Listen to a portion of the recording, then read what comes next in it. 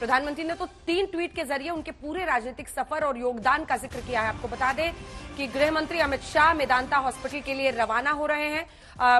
कुमार, अगर एक बार फिर से देखिए, एक मानवीय चेहरा, एक तरीका, धुर विरोधी रहे वो बीजेपी और बीजेपी की राजनीति के, लेकिन प्रधानमंत्री के बाद साथ अक्सर उनकी बातें ऐसी हो जाती थी कि कान में उन्होंने कुछ कह दिया, उसको लेकर चर्चा हो जाती थी। उन्होंने देश की संसद में कह दिया दोबारा प्रधानमंत्री बनने को लेकर, उस पर बहसें छिड़ जाती थी।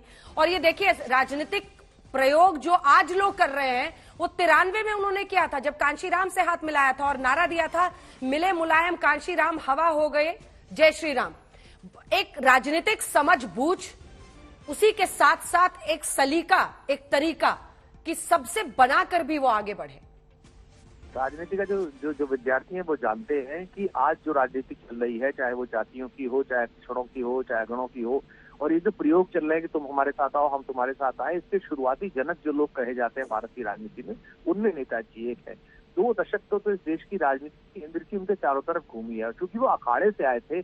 तो अखाड़े में पहलवान का दाव क्या होगा ये दूसरा पहलवान नहीं जान पाता।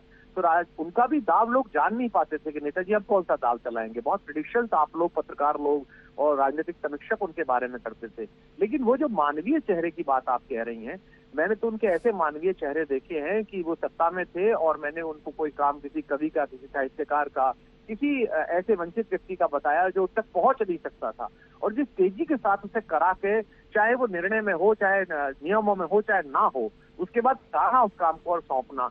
इटावा में ही जब वो मुख्यमंत्री थे, मुझे याद है 2007 में, एक बीरज के कवि को उन्होंने टोक दिया था किसी बात पर, और फिर उन्हें खुद को भी लगा के गलत टोक दिया और वो डर गया बेचारा कवि, थोड़ा संकोच में बैठ गया। और मैंने माइक पर खड़े होकर कहा, नेताजी ये तो ठीक बात नहीं है, आप मुख्यमंत्री इसी लोकतंत्र की आवाज से बने और आपने कवि को रोक दिया।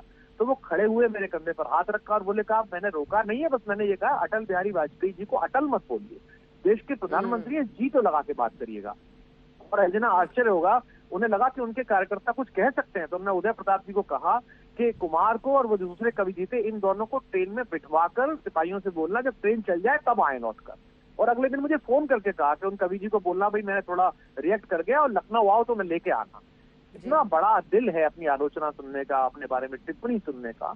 तो वो जमीनी नेता थे और एक बहुत बड़ा नुकसान हुआ है। और आज जो अखिलेश यादव जी को, और मैं उनको इस शोक के समय में अपने भाई जैसा कंधा भी उनको देता हूँ, गले से भी लगाता हूँ, और ये भी कहता हूँ कि जो नेताजी की विरासत है, जो लोहिया जी की पाठशाला में जनेश्वर मिश्र जैसे अध्यापक के शिष्य ने तैयार की थी फसल जमीनी सरोकारों की, सड़क पर लड़ने की, उसे वो मजबूत करें, तभी नेताजी के प्रति सच्ची श्रद्धांजलि उनकी भी होगी, कार्यकर्ताओं की भी होगी और उत्तर प्रदेश की भी होगी। और यूं ही नहीं, इतना अथाह सम्मान तमाम पार्टियों से और नेताओं से मिलता है।